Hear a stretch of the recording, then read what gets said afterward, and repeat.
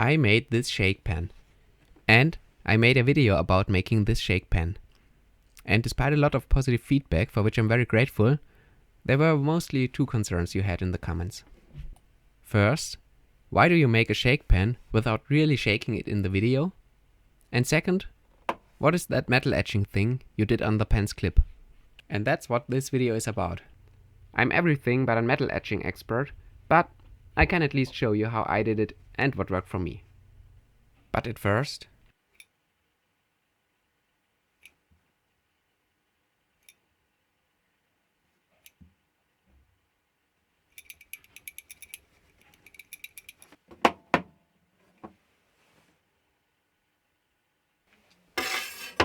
metal etching, at least the way I did it, means basically marking or removing metal with the help of electricity. So the first thing you need is an electrical power source. For the purpose of metal etching, I bought this laboratory DC power supply.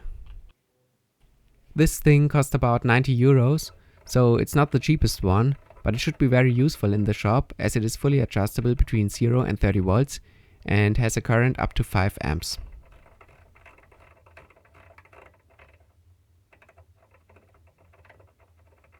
I bought this device just to find out that for etching the pen's clip, this cheap AC power charger from eBay is the right way to go. Why and what's the difference between both, we see later. And of course you need some banana cables and crocodile clips. The next thing you need is an etching stamp. I made the stamp by myself using a piece of round plastic rod, a graphite motor brush and a 4mm banana socket. If you are interested, there's a video on how I made this on my channel.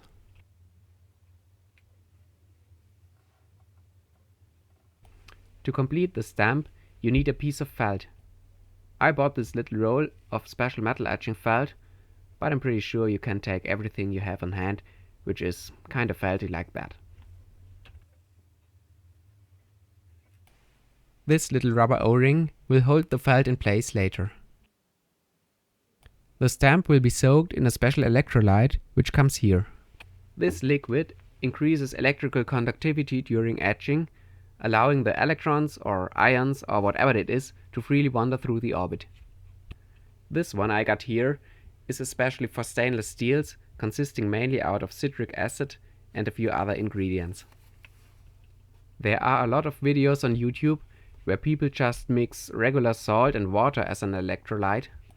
I wouldn't recommend anything like this until you really know what you're doing, as there may occur some harmful chloride gases which are hazardous to your respiratory system. The last and perhaps the most important thing you need is the etching stencil. In my case, I ordered a professional stencil from the same company I bought the electrolyte and the etching felt from. Of course, for a single etching, this might be not the best solution as it is a little bit pricey, but in terms of quality, resolution and durability of the stencil, I think it's hard to get anything better than this. For making your own stencils at home, there are a few options you can try, like special stencil tapes if you have a label printer. The one I got here is just an example, as the stencil tapes from Brother are 24mm wide and my printer can print only up to 12mm. So unfortunately I couldn't test the stencil tapes for you, but it's definitely something I will try as soon as I convince myself to buy a bigger label printer.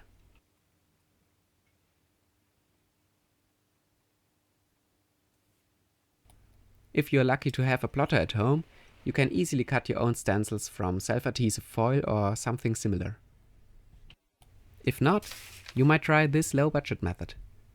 You only need a laser printer and a bunch of cheap toner transfer paper from eBay. If you're lucky like me, it comes already pre-crumpled without an extra charge. It's basically a rubber-coated paper on which you print your design and transfer it onto your workpiece using the heat of an electric iron. But don't make the same mistake I made and print the design in the right orientation, as you have to mirror your image for printing so that it's oriented right after you transferred it onto your workpiece. So that's how it should look like. And keep in mind, everything you want to be etched has to be white in your printing, and everything you don't want to be etched later has to be black. That means in most cases you just have to invert the colors of your design before printing and it should be fine. Before we can start etching, we have to prepare our etching stamp first by cutting off a small strip from the etching felt and attaching it to the tip of our etching stamp with a rubber O-ring.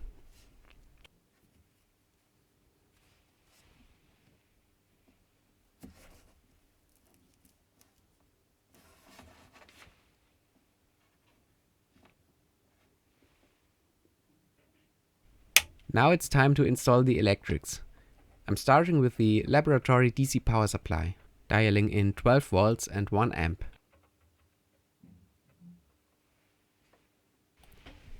It's important that the positive pole is connected to the workpiece or the metal you want to be etched.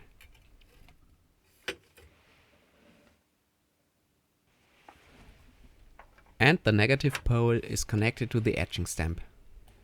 So in general, I would recommend you to wear gloves during the process and do it either outside or if you are inside, wearing a face mask, as I'm not quite sure if there's something toxic going on with the chemicals during the etching process.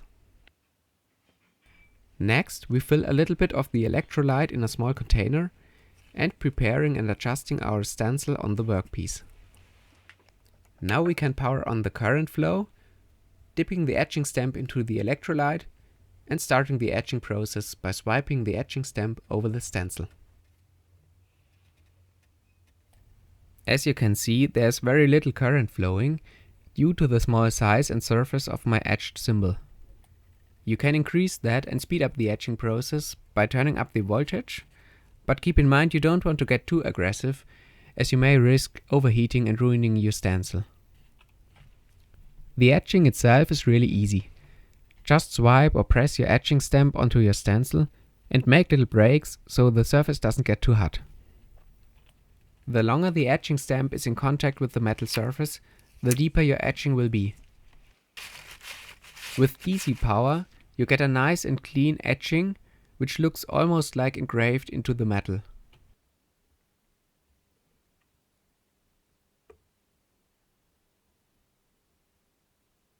And now, let's do the same thing, but in this case we use the AC power charger. As you can see, this is a lot more aggressive and a lot faster than using the same DC power, and the result you get looks quite different. Instead of the clean engraving from before, we now get a deep black marking on the metal surface. And here again the difference between etching with AC and DC power.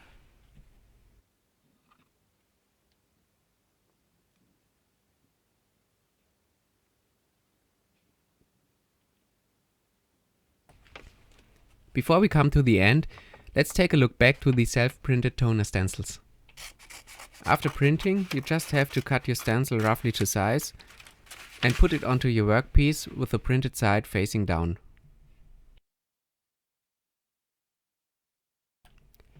For transferring your stencil onto your workpiece, put something soft between the workpiece and the electric iron and heat the transfer paper up for about 2 to 5 minutes. After that, if you are lucky, you get this. I don't know what exactly I made wrong. I tried it about 5 to 6 times with different heating length, and the best result I got in the end was this. So this is far from ideal, and I have no clue what's the key for a successful transfer, but I think you can definitely do it better. I tried to fix the stencil with tape and a permanent marker and decided to give the etching a try. And for my surprise, the etched result doesn't look that bad. But to be honest, getting to this point and working with the transfer paper wasn't fun at all. So that's it for this video. I hope that was a little bit interesting or informative for you. Let me know what you think in the comments. Thanks for watching. Until next.